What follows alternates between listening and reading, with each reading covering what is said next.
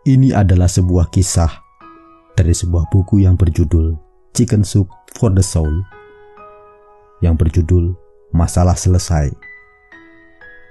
Pada waktu itu tahun 1933, saya baru saja diberhentikan dari pekerjaan paruh waktu saya, sehingga tidak bisa lagi ikut memberikan sumbangan bagi nafkah keluarga. Satu-satunya pemasukan kami adalah yang dapat diperoleh ibu dengan menjahit pakaian orang. Kemudian ibu jatuh sakit selama beberapa minggu dan karenanya tidak mampu bekerja. Aliran listrik rumah kami diputuskan oleh perusahaan listrik karena kami tidak membayar rekening. Lalu perusahaan gas memberhentikan aliran gas, selanjutnya perusahaan air minum. Tetapi dinas kesehatan menyuruh perusahaan itu mengalirkan air lagi atas pertimbangan kesehatan. Lemari makan kami hampir tidak pernah ada isinya lagi. Kami mempunyai kebun sayuran dan dapat memasak sebagian dari hasilnya dengan menggunakan api unggun di pekarangan belakang. Lalu pada suatu hari, adik perempuan saya datang sambil meloncat-loncat. Pulang dari sekolah, ia berkata, "Besok kami disuruh membawa sesuatu ke sekolah untuk diberikan kepada orang miskin." Ibu langsung mengatakan, "Aku tidak tahu siapa yang masih lebih miskin daripada kita." Ketika nenek yang waktu itu tinggal bersama kami memegang tangannya sambil mengerutkan kening untuk menyuruh ibu diam. "Eva," kata nenek, "jika kamu membuat anakmu merasa bahwa ia orang miskin pada umur semuda dia, maka ia akan menjadi orang miskin seumur hidup." Di dalam lemari makan masih ada sebotol selai buatan kita sendiri. Itu bisa dibawanya ke sekolah besok. Nenek menemukan selembar kertas tisu dan sepotong pita biru. Dengan bahan-bahan itu dibungkusnya botol selai dan keesokan harinya, adik pergi dengan bangga ke sekolah, membawa hadiah untuk orang miskin. Setelah itu, apabila ada masalah di lingkungannya, ia menganggap bahwa sudah sewajarnya ia mengambil bagian dalam penyelesaiannya. Para pendengar yang baik dan budiman, melalui kisah ini saya mengatakan bahwa kemiskinan itu hanya sebuah konsep. Miskin itu jika kita tidak mau berbagi kepada orang lain. Tetapi jika kita memiliki kemampuan untuk berbagi, walaupun kita tidak memiliki apa-apa, sebenarnya kita kaya dalam konsep pemikiran kita. Sebenarnya apa sih ukuran kaya dan miskin? Apakah dengan nilai rupiah? Tidak. Kita dapat merasa kaya dan miskin apabila ketika kita memberikan sesuatu, kita merasa bahagia.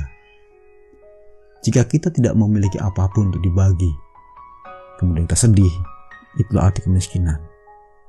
Tetapi jika kita masih memberikan sesuatu untuk orang lain dan kita merasa bahagia, itulah definisi kekayaan.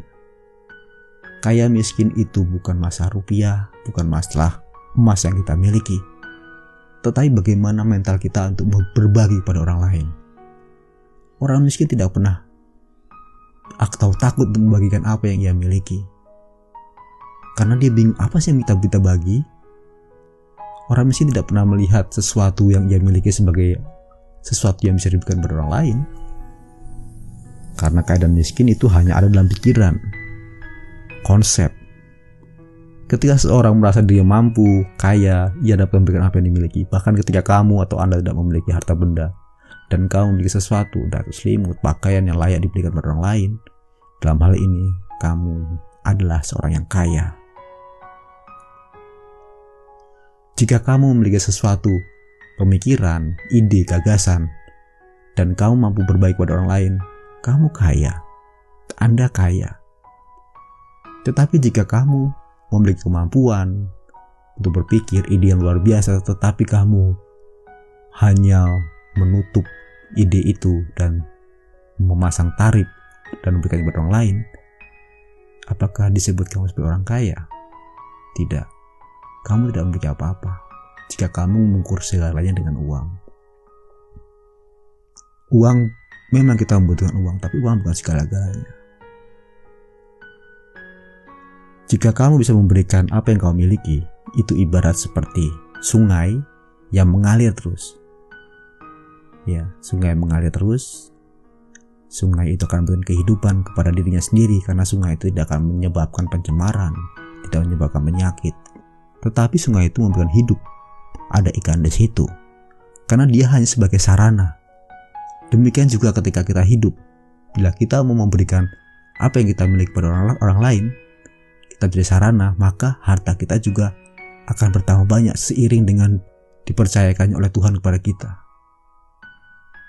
Mencobalah berbagi kepada orang lain. Jangan gunakan kemiskinan sebagai sesuatu untuk bahwa saya tidak bisa berbagi. Kamu bisa berbagi ide, kebaikan, kemampuanmu, apapun yang kamu miliki.